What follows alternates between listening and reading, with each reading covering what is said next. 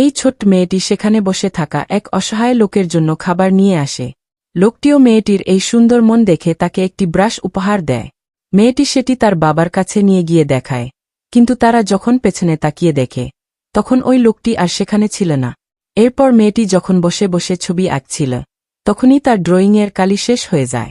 ঠিক তখনই ওই জাদুকরি ব্রাশটি নিজে থেকেই একটি সুন্দর কলমে রূপান্তরিত হয়ে যায়। মেয়েটি সেই কলমটি নিয়ে তার বাবার দোকানের জন্য অনেক ক্রেতার ছবি আঁকে যাতে তাদের বিক্রি ভালো হয়। আর অলৌকিকভাবে ঠিক পরের মুহূর্তেই সেখানে অনেক মানুষের ভিড় জমে যায় এবং সবাই খাবার কিনতে শুরু করে। মেয়েটি তখন বুঝতে পারে এটি কোনো সাধারণ কলম নয়, সে যা আঁকবে তাই বাস্তবে রূপ নেবে। তাই বিষয়টি আবার পরীক্ষা করার জন্য সে তার বাবাকে একজন বড়লোকের ছেলে হিসেবে এঁকে ফেলে। আর তখনই সেখানে একটি বিলাসবহুল গাড়ি এসে থামে। গাড়ি থেকে এক ধনী ব্যক্তি নেমে এসে হিরোকে বলে, আমিই তোমার বাবা। হিরো কিছুই বুঝতে পারছিল না, কিন্তু ছোট্ট মেয়েটি দাদু দাদু বলে খুশিতে এগিয়ে যায়।